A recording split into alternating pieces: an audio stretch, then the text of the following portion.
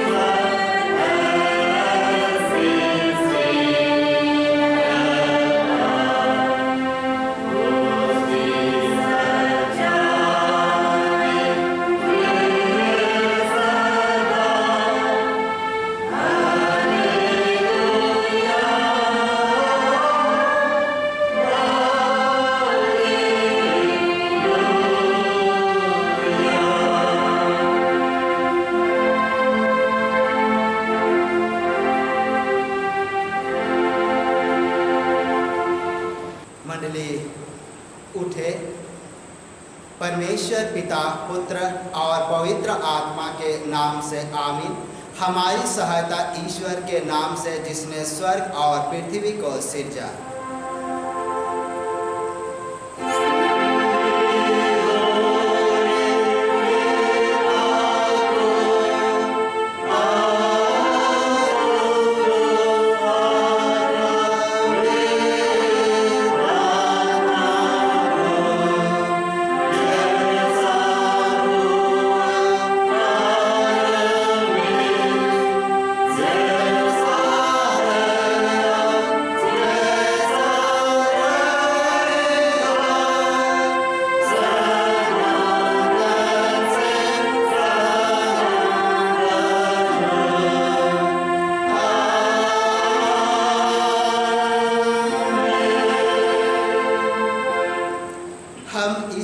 सामने अपने पापों को दीनता से मान ले।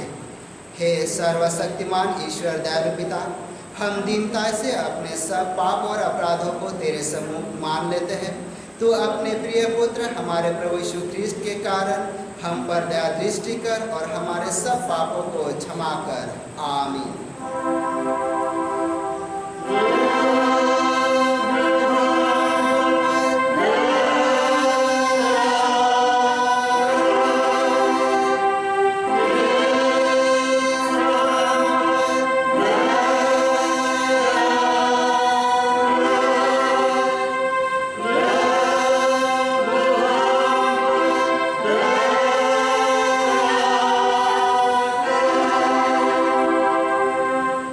शांति वचन सुने। शांति वचन यूँ कहता है, पहाड़ सरक जाएंगे और पहाड़ियाँ हिल जाएगी, पर मेरी दया तेरे पास से ना सरकेगी और ना मेरी कुशल की वाचा हिलेगी। परमेश्वर तेरा दया करने हारा कहता है। यशायाह 54:10। आमीन।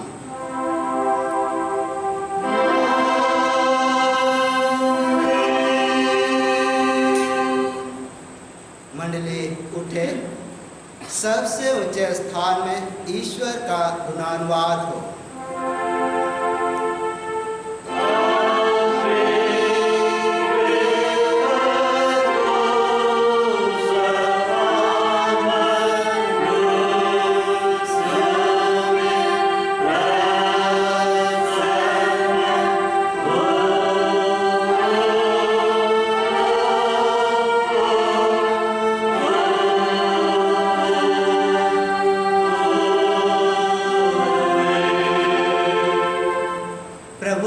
सबों के संग होए।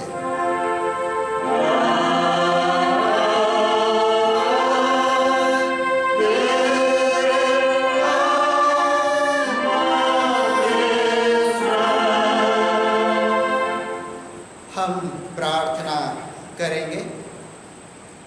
हे प्रभु स्वर्गवासी पिता, हम तेरा धन्यवाद करते हैं कि तू अपनी कृपा से हमारा विनाश नहीं चाहता है, परंतु कि हम अपना मन तेरी ओर फिराए और बच जाए। हम तेरी विनती करते हैं, अपना पवित्र आत्मा हमको दे कि वह प्रतिदिन हमारे मनों में सच्चा पश्चाताप उत्पन्न करे, हमारे हृदयों में पाप क्षमा और अनंत जीवन की लालसा जन्मे, और तेरी अपार कृपा को विश्वास में ग्रहण करने और उसमें स्थिर रहने के लिए हमको सामर्थ्य दे। हर प्रकार की परीक्षा में हमको संभाल कि जिससे अनुग्रह के द्वारा अंत पे परम सुखी हो जाए, हमारे प्रभु यीशु ख्रिस्त के द्वारा। आमीन।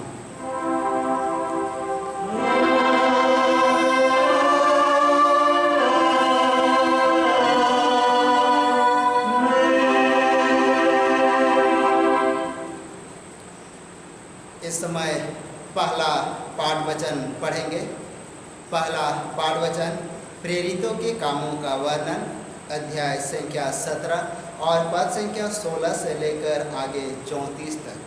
प्रेरितों के कामों का वर्णन, अध्याय 17 पद 16 से आगे। यहाँ पर परमेश्वर का जीवित वचन यूँ लिखा हुआ है। जब पौलुस एथेंस में उसकी बाट जोड़ रहा था, तो नगर को मूर्तों से भरा हुआ देखकर उसका जी जल गया। अतः वह आराधनालय में यहूदियों और भक्तों से और चौक में जो लोग उससे मिलते थे उनसे हर एक दिन वाद विवाद किया करता था। तब इपिकुरी और स्तोइकी दार्शनिकों में से कुछ उससे तर्क करने लगे और कुछ ने कहा, यह बकवादी क्या कहना चाहता है।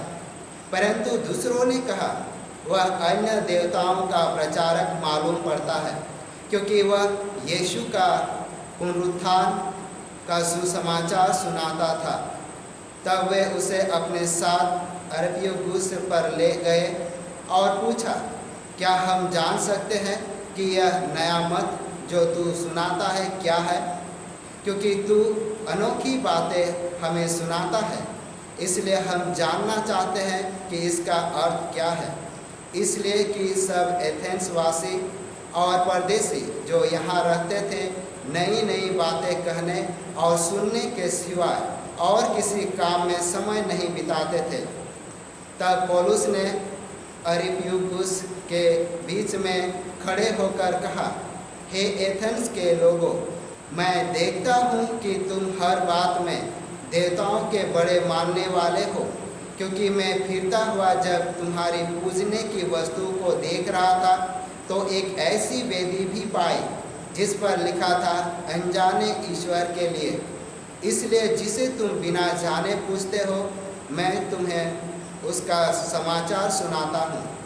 जिस परमेश्वर ने पृथ्वी और उसकी सब वस्तुओं को बनाया, वह स्वर्ग और पृथ्वी का स्वामी होकर हाथ के बनाए हुए मंदिरों में नहीं रहता, ना किसी वस्तु की आवश्यकता के कारण मनुष्यों के हाथों की सेवा लेता है, क्योंकि वह स्वयं ही सबको जीवन और श्वास और सब कुछ देता है। उसने एक ही मूल से मनुष्य की सब जातियां सारी पृथ्वी पर रहने के लिए बनाई है और उनके ठहराए हुए समय और निवास की सीमाओं को इसलिए बांधा है कि वे परमेश्वर को ढूंढे, कदाचित उसे टटोल कर पाए। तो भी वह हम में से किसी से दूर नहीं, क्योंकि हम उसी में जीवित रहते और चलते फिरते और स्थिर रहते हैं। जैसा तुम्हारे कितने कवियों ने भी कहा है, हम तो उसी के वंशज हैं। अतः परमेश्वर का वंश होकर हमें यह समझना उचित नहीं कि ईश्वर तो सोने या रुपये या पत्थर के समान है, जो मनुष्य की कारीगरी और कल्पना से गढ़े गए हो। इसलिए परमेश्वर ने अज्ञानता के समयों पर ध्यान नहीं दिया, पर अब हर जगह सब मनुष्य को मन फिराने की आज्ञा देता है, क्योंकि उसने एक दिन ठहराया है जिसमें वह उस मनुष्य के द्वारा धर्म से जगत का न्याय करेगा, जिसे उसने ठहराया, और उसे मरे हुओं में से जिलाकर यह बात सब पर प्रमाणित कर दी है। मरे हुओं का पुनरुत्थान की बात सुनकर कुछ तो ठट्ठा करने लगे और कुछ ने कहा, यह बात हम तुझसे फिर कभी सुनेंगे। इस पर पौलुस उनके बीच में से निकल गया, परंतु कुछ मनुष्य उसके साथ मिल गए और विश्वास किया, जिनमें दियोनुसियुस जो अरियुपगुस का सदस्य था और दमरिस नामक एक स्त्री थी, और उनके साथ और भी लोग थे। यहाँ तक। आमीन। तेरा धन्यवाद होए हे कृष्ण यीशु। हालेलुया।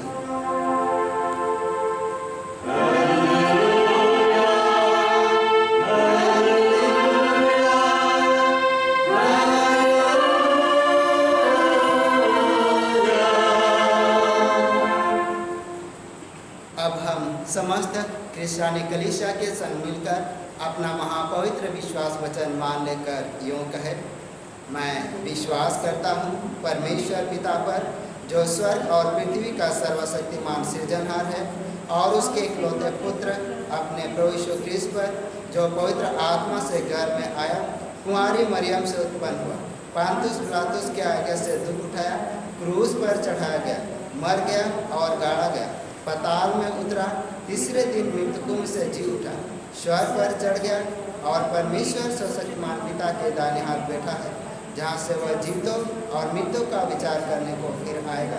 मैं विश्वास करता हूँ पवित्र आत्मा पर, एक ही पवित्र क्रिश्चियन कलीसिया, पवित्रों की संगत पर, पापों की क्षमा, देह के जीवन में और अनंत जीवन पर। आमीन।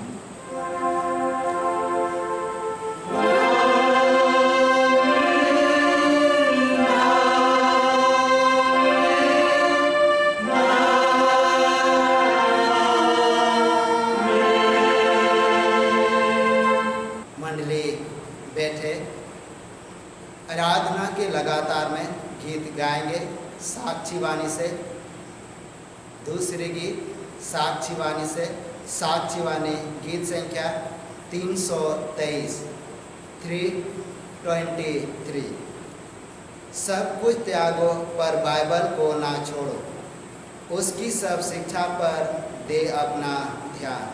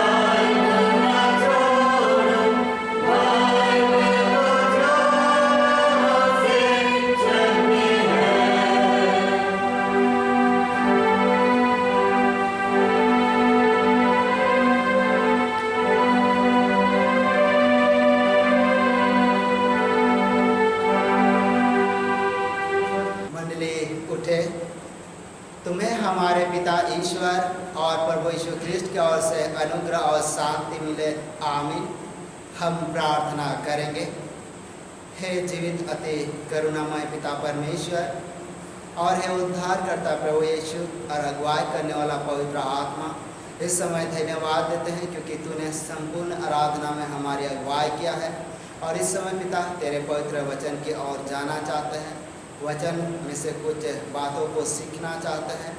और आप भी यहोवा परमेश्वर कर हम हर एक को पवित्र आत्मा का सामर्थ्य दे, ताकि आज का यह वचन हमारे जीवन में अधिकार से बसने पाए और यह फलवंत होने पाए और उसके माध्यम से हम तेरे आशीष और अनुग्रह को रिसीव करने पाए।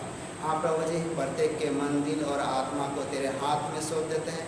तो इनके कान को खोल दे ताकि तेरा वचन उनके कानों से होते हुए हृदय में बसने पाए। इस समय प्रभु जी प्रार्थना यीशु के नाम से मांगते हैं, दया से सुन, अनुग्रह से ग्रहण कर। आमीन।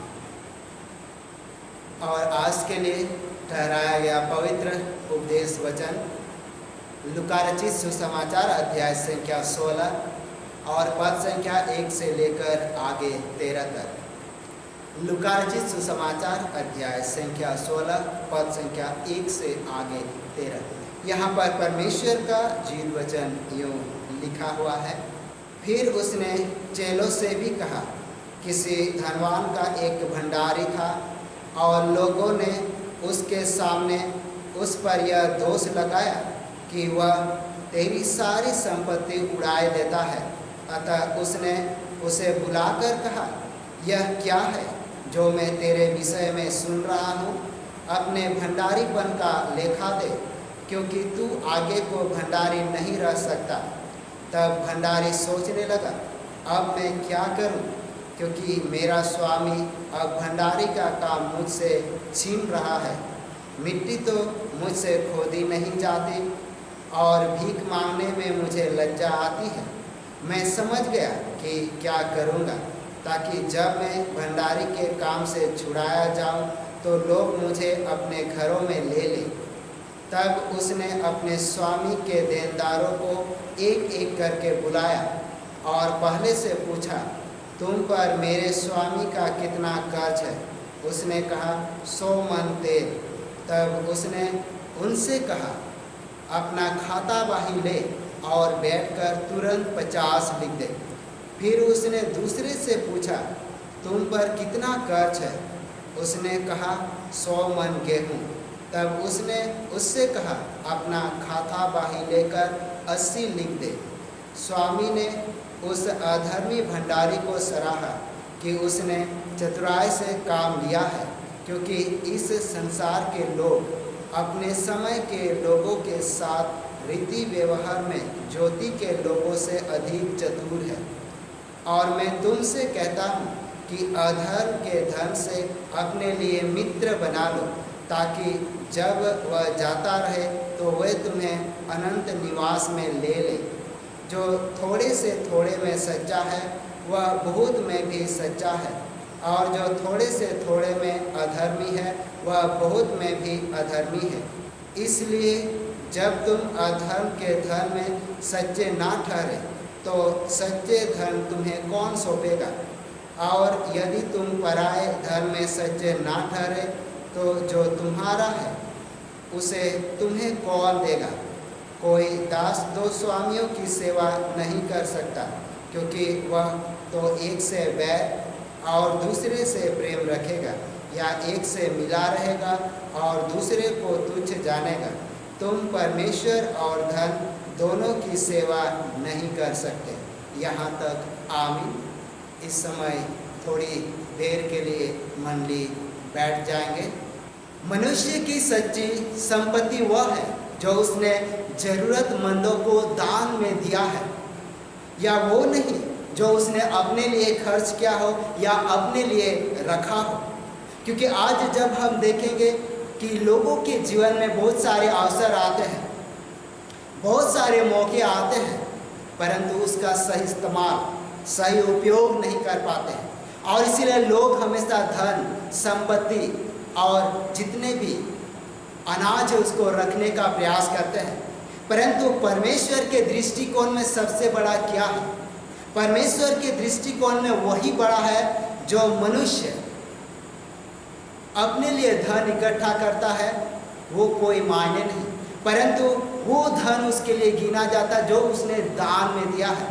और जो दान किया है वो वास्तव में अपना धन है, और जो अपने लिए खर्च करता है वो उसका अधिकार का नहीं रहा। और इसीलिए जब हम एग्जाम्पल के तौर पर देखेंगे, उदाहरण के तौर पर देखेंगे, एक व्यक्ति जो धनवान है अगर अपना धन बैंक में रखा हो या अपना अनाज किसी भंडार गृह में रखा हो, तो वो जब मर जाता है, मरने के बाद उस पैसा को ले नहीं जा पाता जो बैंक में जमा है, या उस भंडार गृह में जितना धन जमा है वो ले नहीं सकता, और इसलिए वो खाली हाथ आता है और खाली हाथ ही चला जाता है।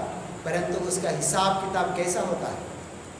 जो उन्होंने दान किया था, जो उन्होंने लोगों की सहायता में दिया था, जो उसने मदद किया था, वही उनके साथ चला जाता है और उसी का ही लेखा जोखा आने वाले दुनिया में होता है। और इसीलिए जब हम आगे बढ़ेंगे तो यहूदी रब्बी, जो एक महान और धार्मिक व्यक्ति होते हैं, यहूदी रब्बी लोगों का एक कहावत है, धनवान लोग जब गरीबों की मदद इस दुनिया में करते हैं तो गरीब आने वाले दुनिया में उस धनवान की मदद करते हैं। और ये तो वास्तव में यहूदियों का विचारधारा है, उनका सोच है। धनवान लोग गरीबों की मदद इस दुनिया में करते हैं, पर गरीब लोग धनवानों की सहायता आगामी दुनिया में करते हैं। और ये तो यहूदियों का विश्वास है। और इसलिए जो यहूदी दान करता है, जो यहूदी गरीबों की सहायता करता है, जो दीनों की मदद करता है, वो एक दिन आने वाले दुनिया में, आगामी दुनिया में, हो सकता है वो स्वर्ग राज में उनका वो मदद करे।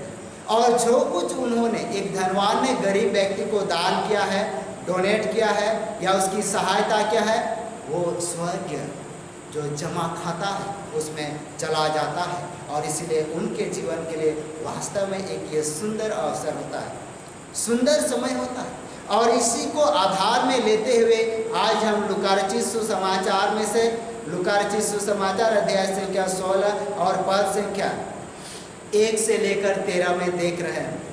और ये वचन वास्तव में हमारे लिए बहुत ही लाभदायक है, क्योंकि बहुत सारे ऐसे लोग हैं जो अंतिम घड़ी में भलाई का काम करते हैं। और जब हम लूका रचित सुसमाचार अध्याय संख्या 16 1 से लेकर 13 में पढ़ेंगे, यहाँ वचन कहता चतुर भंडारी, यानी बुरे मनुष्य का अच्छा उदाहरण, जिसको हम चतुर भंडारी या चतुर प्रबंधक के रूप में देख सकते हैं। ये जो चतुर प्रबंधक है, ये अपने स्वामी की जायदाद हो या और भी धन संपत्ति उसके देख रेख करता था।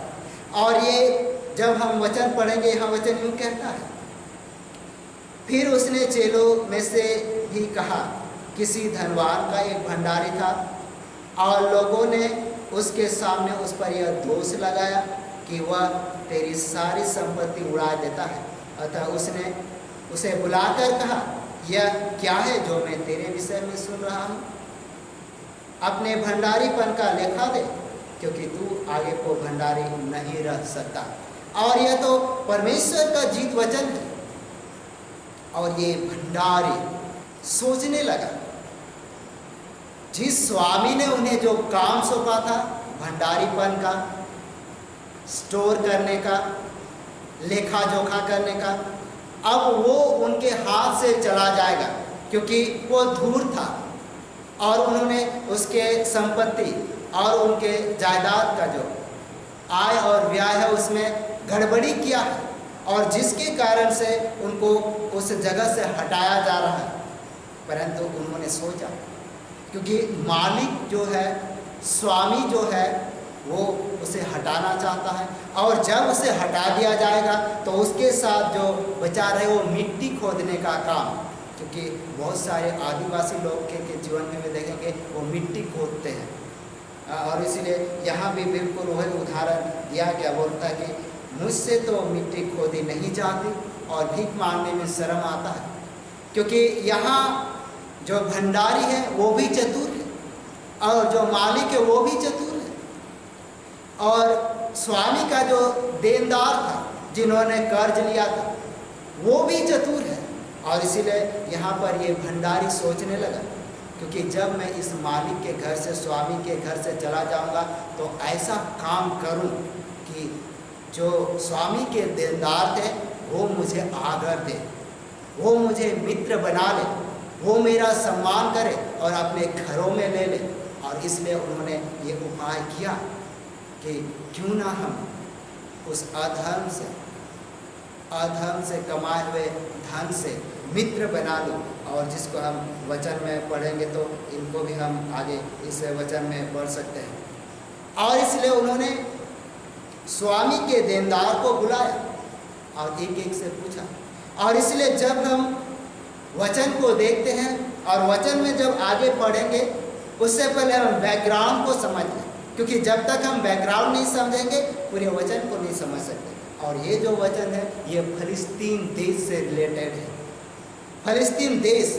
और जब हम फिलिस्तीन देश को देखेंगे वहाँ जो जायदाद होता था, जो ज़मीन होते थे, वहाँ कई ऐसे स्वामी भी होते थे, मालिक भी होते थे जो अपने जायदाद क्षेत्र में नहीं रहते थे, और नहीं रहने का कारण उसका दूसरी जगह भी घर होता था। और इसीलिए एक जगह का जो ज़मीन है, जायदाद है, संपत्ति है, उनका देख रेख के लिए वो भंडारी पर नियुक्त करते थे, यानी भंडारी नियुक्त करते थे। और बिल्कुल ये घटना ऐसा ही है, क्योंकि स्वामी ने यहाँ एक भंडारी को नियुक्त किया और वो दूसरी जगह थे, वहाँ भी उसका ज़मीन था, वहाँ भी उसका जायदाद था, और वहाँ भी उसका और भी घर थे। और इसीलिए ये फिलिस्तीन देश में आम बात है कि दो जगह एक स्वामी का घर था, ज़मीन जायदाद था, वो पाया जाता था। और यहाँ बिल्कुल वही है। और एक चीज़ यहाँ पर हम स्पष्ट कर दे, साफ कर दे, ये जो पवित्र बाइबल नया नियम जब लिखा गया उस समय लेन देन का जो काम होता था वो रुपयों और पैसा से नहीं होता था। उस समय जो लेन देन है वो अनाज से होता था, यानी पैदावार हो सकते हैं। हम अनाज के रूप में चावल ले सकते हैं, गेहूँ ले सकते हैं, जौ ले सकते हैं, तेल ले सकते हैं, और भी दूसरा चीज़ ले सकते हैं। और जो कुछ भी लेन देन होता है वो अनाज के रूप में होता था, पैदावार के रूप में होता था। और इसीलिए यहाँ आज के पवित्र वचन में लिखा हुआ, जब पहले कर्जदार के पास गया और पूछा तो उन्होंने कहा, जो वचन में यहाँ मिलेगा, जिसको हम लोग 16:5 लूका रचित सुसमाचार 16:5 में पढ़ेंगे, तो वचन कहता है, तब उसने अपने स्वामी के देनदारों को एक एक करके बुलाया और पहले से पूछा, तुम पर मेरे स्वामी का कितना कर्ज है? उसने कहा 100 मन तेल। तब उसने उनसे कहा, अपना खाता बाही ले और बैठकर तुरंत 50 लिख दे। परंतु हम दूसरी देखते हैं, फिर उसने दूसरे से पूछा, तुम पर कितना कर्ज है? उसने कहा 100 मन गेहूँ। और इसलिए यहाँ तेल और गेहूँ यानी पैदावार यानी अनाज का लेन देन हुआ है। और ये चाहता था कि वो चीज़ उनसे मित्रता बनाने के लिए उनके कर्ज को कम कर देता है, और वो कर्ज अपने स्वामी को लौटा देता है। और इसीलिए वास्तव में जब ये बात बाद में स्वामी को पता चला, परंतु स्वामी ने उसे सराहा, स्वामी ने उसे सराहा और उनको सराहा, जिसको हम पढ़ सकते हैं लूका रचित सुसमाचार अध्याय संख्या 16 और पद संख्या 8 में। और इसीलिए जब इसको हम अभी वर्तमान परिस्थिति में जोड़ें और हम देखें, ये तो पवित्र बाइबल वचन के अनुसार था, लेकिन अभी ऐसा ही है, परंतु कुछ परिस्थिति बदल गई है, क्योंकि अब लेन देन रुपयों से होने लगा है, पैसा से होने लगा है और दूसरा चीज़ है। परंतु यहाँ हम देख पाए कि ये स्वामी और उसका जो दास है, दास का एक दबदबा था तब तक जब तक उसके पास पद था, यानी भंडारीपन था। और दास के जितने देनदार थे या तो कर्जदार थे जिन्होंने लिया था, उन पर वह अधिकार कर सकता था, परंतु उन्होंने ऐसा नहीं किया, क्योंकि वो चाहता था आने वाले दिन ताकि वो अपने घरों में उतारे और सम्मान के साथ रखे। और इसीलिए इन्हीं चीज़ को आज हम देखेंगे।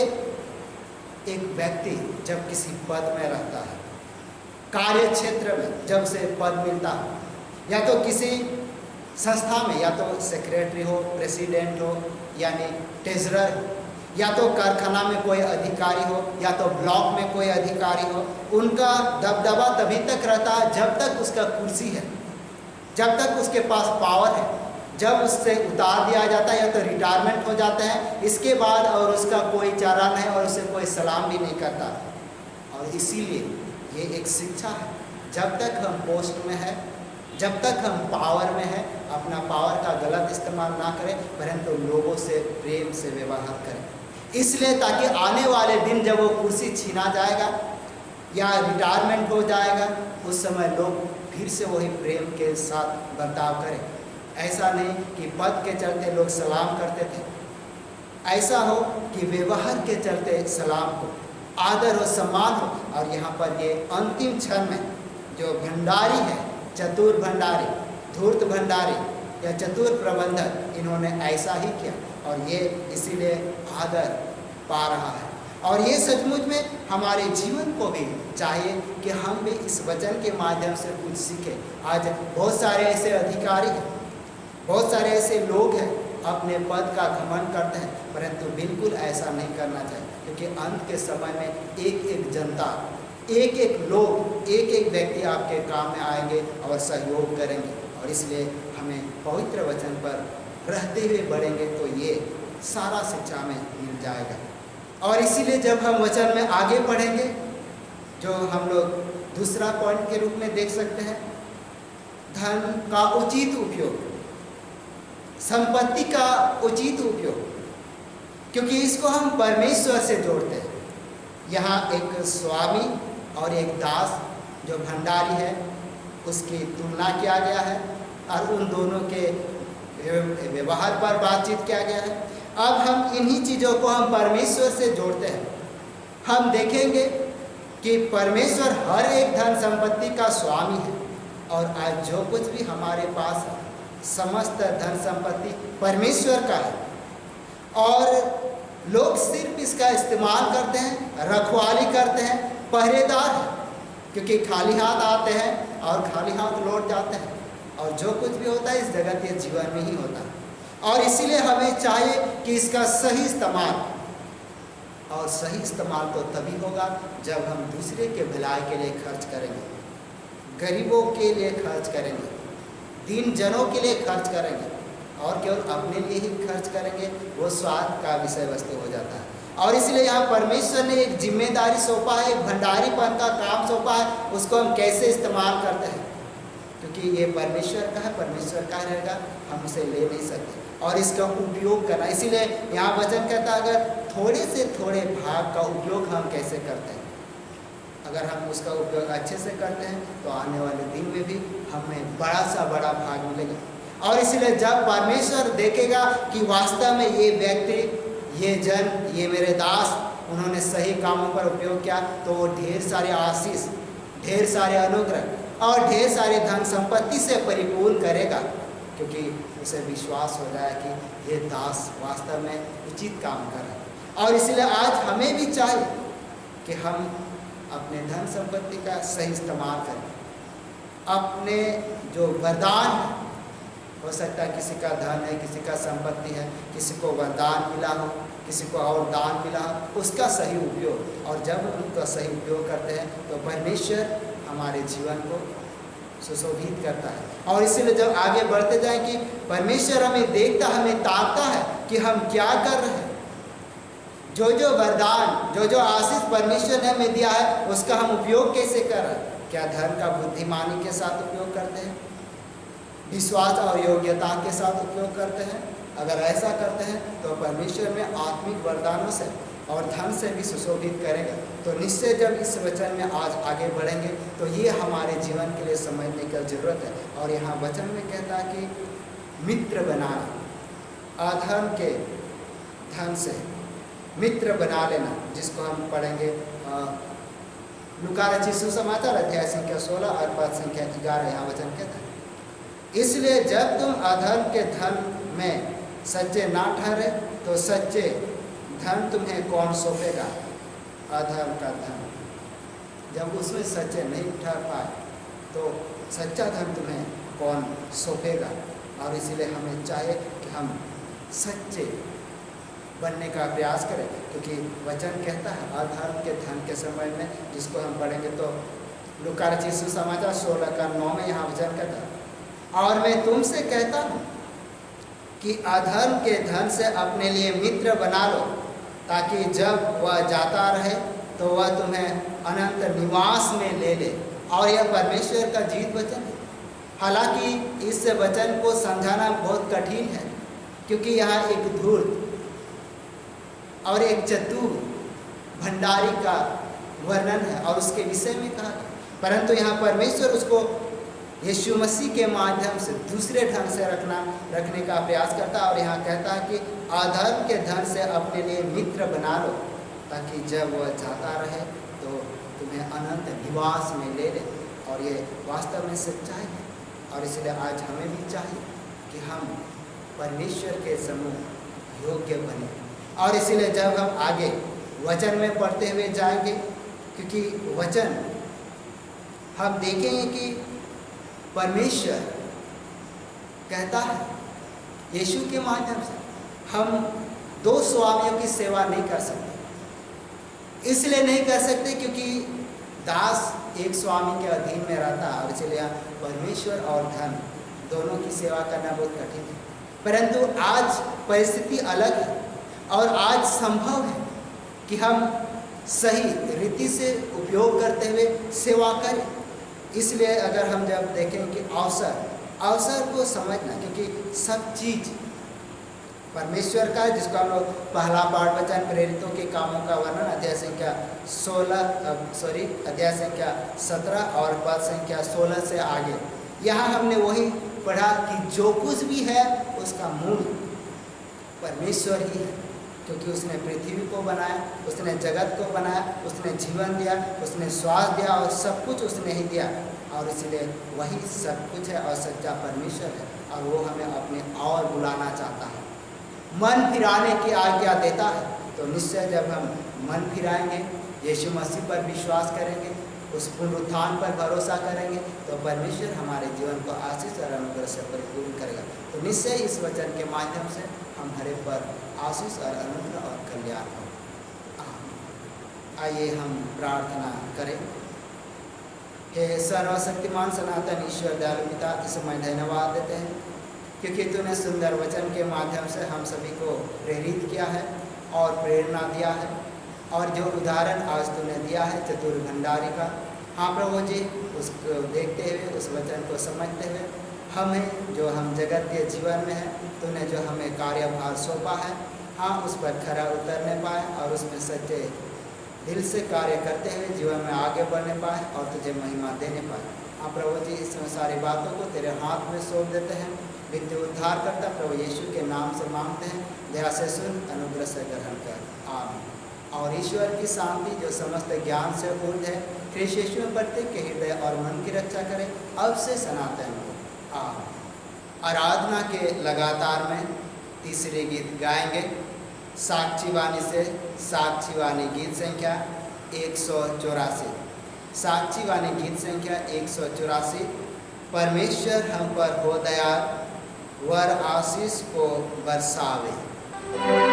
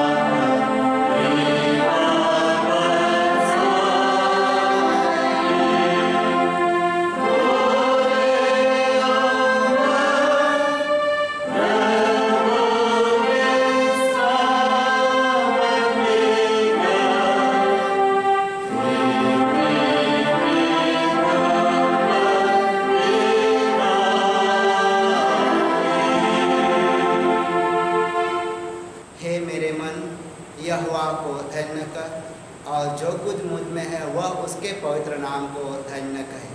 हे मेरे मन, यहोवा को धन्य कर और उसके किसी उपकार को ना भूलना।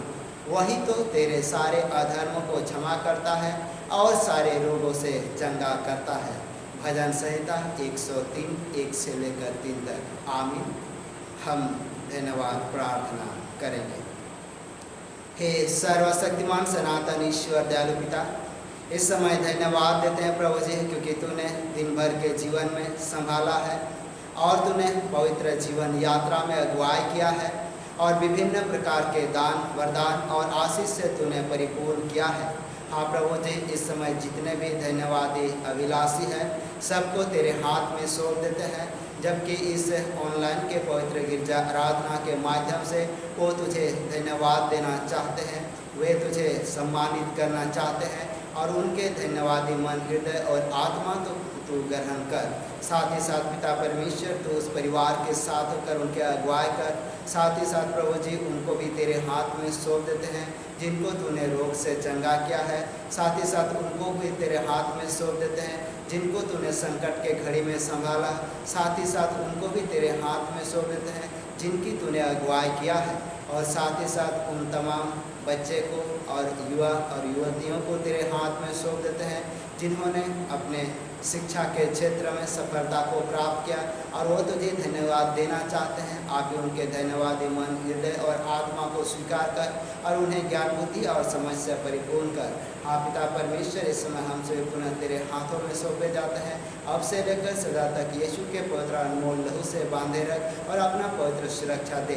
साथ ही साथ अपने पवित्र आत्मा के सामर्थ्य से अभिषेक कर और जीवन में आगे बढ़ा। हमारे तमाम गुनाह और दुख तकलीफ को दूर कर, और यह विनती हमारे उद्धारकर्ता प्रभु यीशु के नाम से मांगते हैं। दया से सुन, अनुग्रह से ग्रहण कर। आमीन।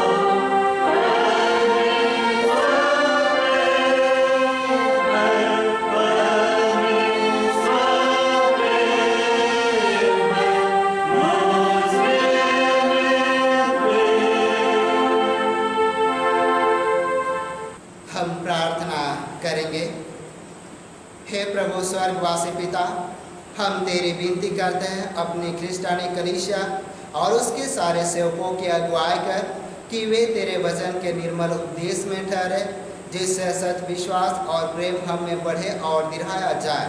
हे प्रभु, भारत रिपब्लिक के हमारे प्रेसिडेंट, इस प्रांत के गवर्नर, राज्य की सभा और मंत्रिमंडलों, सब न्याय और हाकिमों और सब राज्य कर्मचारी को आशीष दे और उनके अगुवाई कर कि वे न्याय और धर्म से देश की सेवा करें और हम कुशल चैन से सारी भक्ति और गंभीरता से काल बिताएं।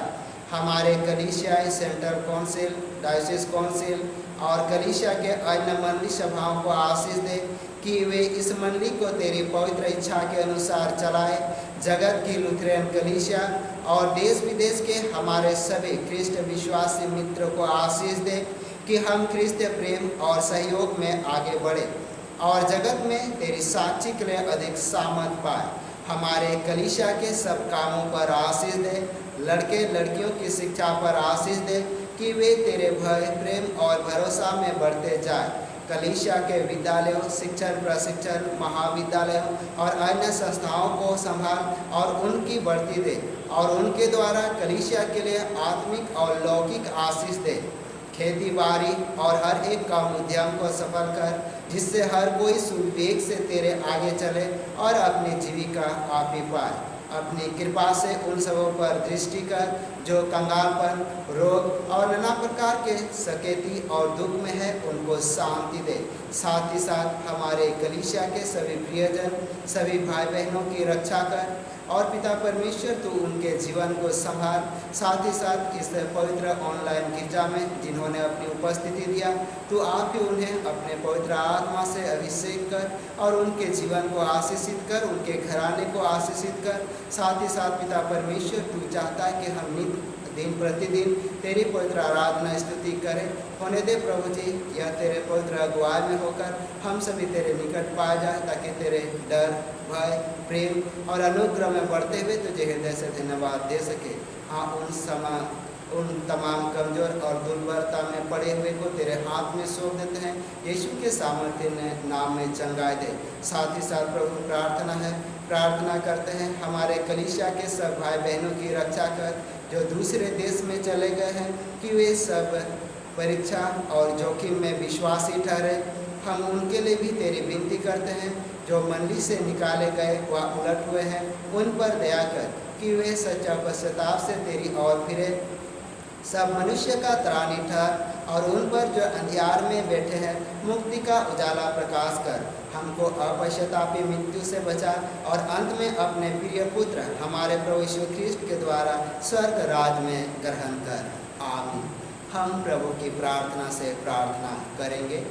हे हमारे पिता, तू जो स्वर्ग में है, तेरा नाम पवित्र किया जाए, तेरा राज आए, तेरी इच्छा जैसे स्वर्ग में से पृथ्वी पर भी हो। हमारे प्रतिदिन की रोटी आज हमको दे और हमारे अपराधों को क्षमा कर, जैसे हमने अपने अपराधों को क्षमा करते हैं। और हमको परीक्षा में मत डाल, परंतु बुराई से छुड़ा, क्योंकि राज और पराक्रम और महत्व सदा तेरी ही है। आमीन।